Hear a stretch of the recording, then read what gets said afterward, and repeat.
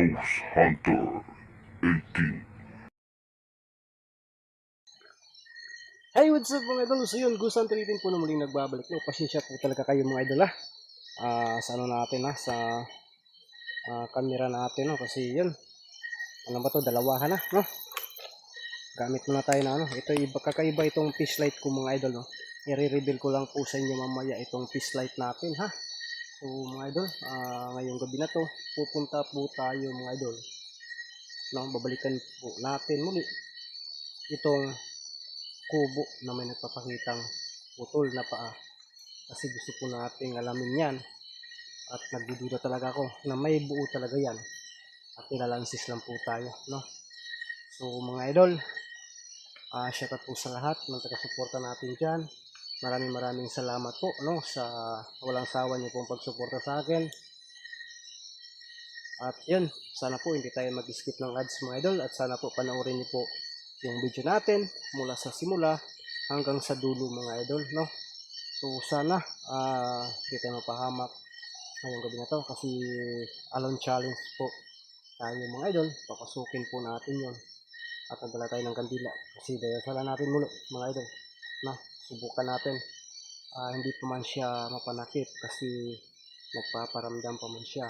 So sana ligtas tayo mga idol at sana malaman natin ang katotohanan kung ano ba talaga ang misteryo na nandun no. Kasi sa palagay ko imposible naman po yung pugot ano lang paa no ang mayroon na wala talagang ano talaga no, imposible yan. Kaya pati nga ako parang yung pag-explore ko niyan yung gabi na yan, hindi ako parang hindi ako mapakali. Parang iniisip ko talaga kung ano po talaga ang dahilan at kung bakit. So yun mga idol, sana po no, panoorin niyo po itong video na to magsisimula hanggang dulo. So shout out po sa lahat at maraming salamat po. So ngayong gabi na to, samahan niyo po akong tuklasin ang mundo na puno ng Shiwaga. So yun mga idol,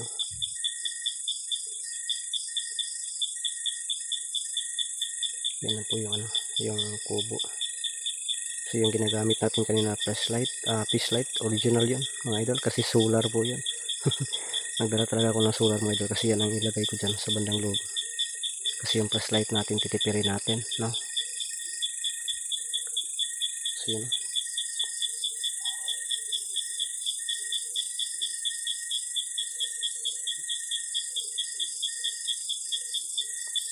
So pasokin na natin ito sa plantahan mga idol.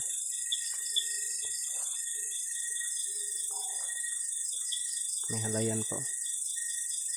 Ito mga idol, kung makarinig kayo ng aso, sa kabila nito kasi sa atbang may isang kubo din no, kasi nakita niyo naman yan no, may ito, hindi talaga ito naabot ito ng kuryente mga idol. Yun no, basta makaano ng ilaw ba, kasi alam naman po natin kapag sobrang kahit na malayo basta marinig yung makita yung ilaw, saba ganang iro mga idol. So didmahin lang po natin yan no.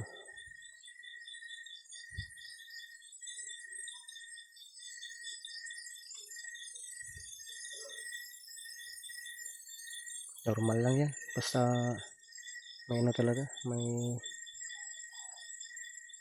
may ilaw.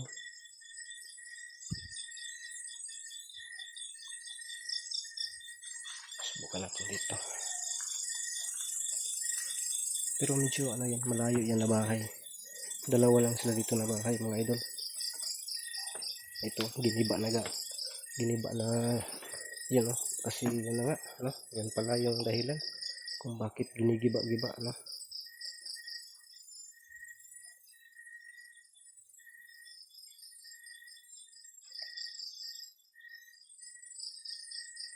Yun.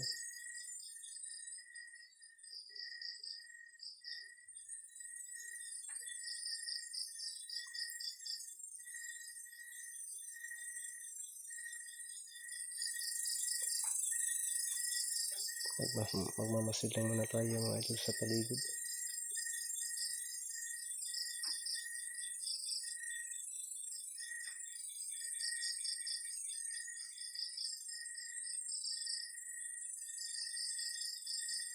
Tingnan natin. Tingnan din natin sa ano, mga idol. Sa bandang ilalim nito.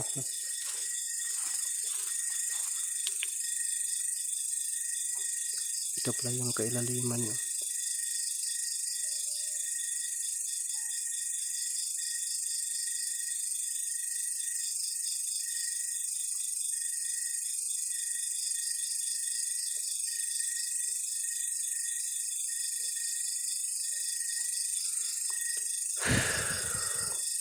So parang wala pa tayong napapansin na kakaiba mga idol. Maliban lang sa mga haligi nito. Nilulubong pala ito ng simento, mga haligi nito.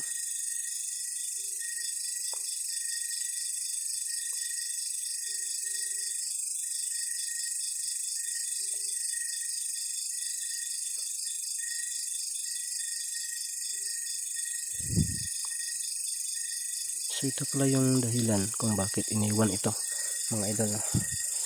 Bakit iniwan ito ng kaibigan ko na nakatira dito. Ayun, wala na dito, nasa bundok na talaga, no?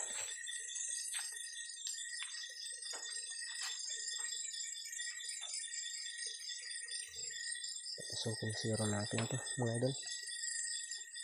Huwag na natin itong patagalin, no? Ay.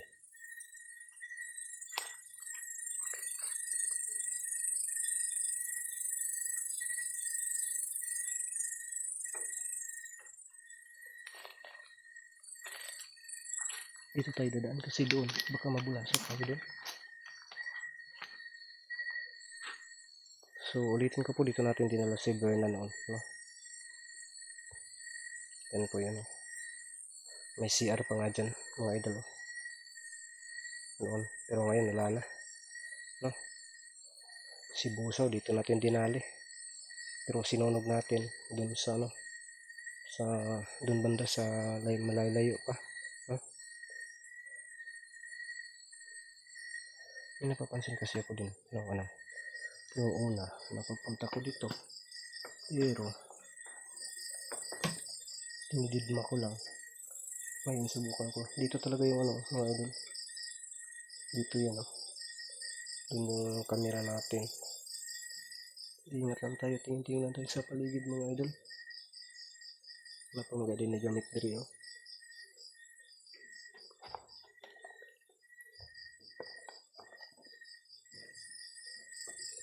wala na yung mga kaldero, wala na gid. Wala na yung mga gamit maliban dito.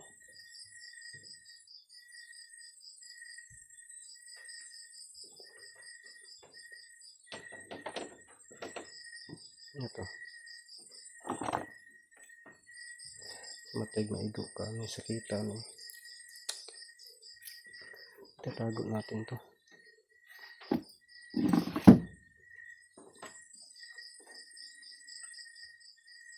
Ano ko dito baso na pipitsil din. Papo ko ba din magamit pa din. Gamit ko pitsil. Awa. No?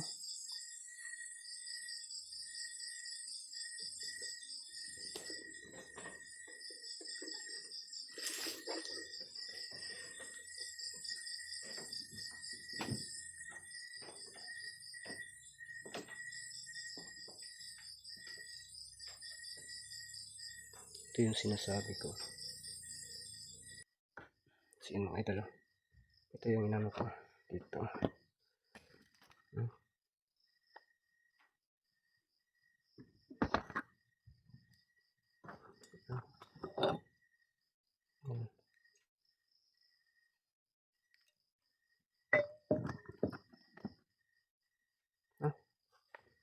Salalim.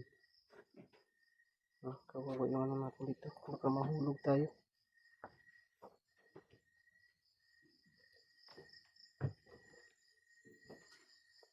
Yung kandila ko. Nabili na itong kandila ko. Nabibili lang pala mga idol. So, Saan kaya natin pwedeng ilagay yung camera dito, mga idol?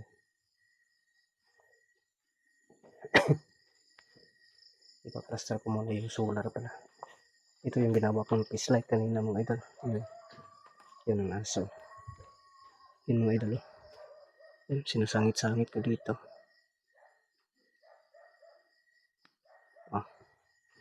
Ano siya. Yun lang po yung ginagamit ko na fish light kanina. Yung aso naka-alarma na po, mga idol.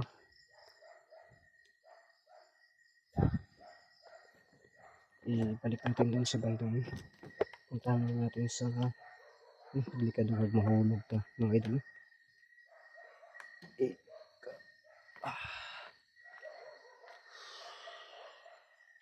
Nangangalampag na yung aso, mga idol. Yan ang sabi ko, no? Yung sabi ko kanina na merong aso. Mayroon kasing bahay, pero malayo pa dito yung bahay.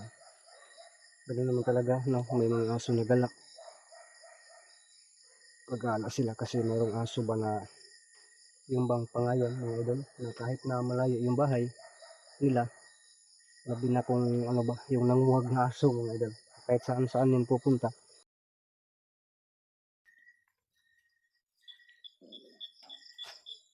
So, mga idol, dito lang na tayo.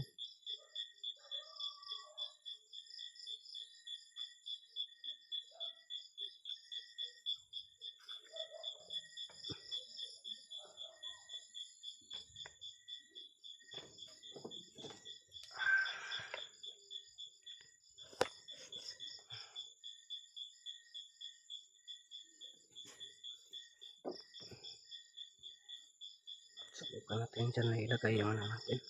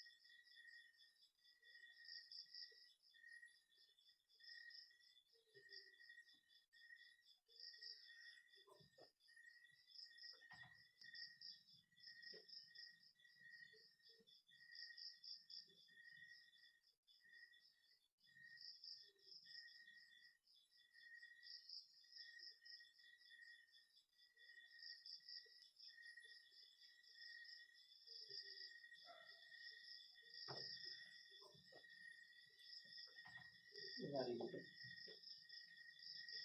Nakasunod mo ko kanina.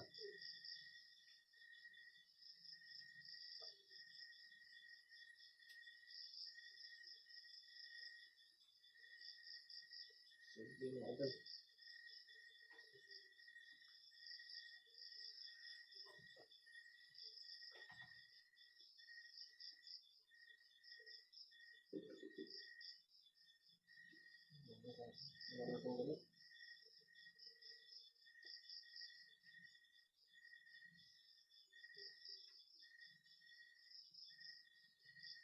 Parang magkakaiba mga idol ah.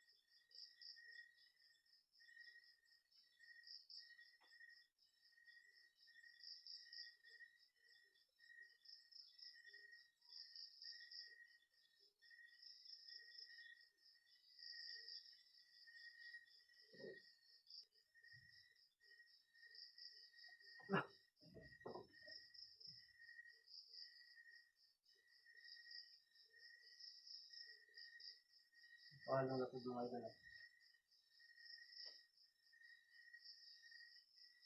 Napaka-imposible ito mga idol. Napapalo siya. Dalawang bisis na po natin ito. No? Nasindihan. Pero ganun pa rin.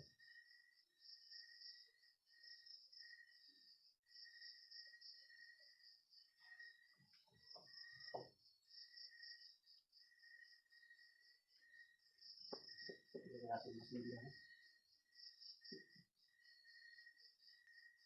So mga idol. Dito natin nakikita kung ano yung hanggang dito. Dito natin nakita mga idol kung ano yung mayroon dito mga idol. Pero dalawang beses na yun napapalo ah. So tulugan pa rin natin to mga idol.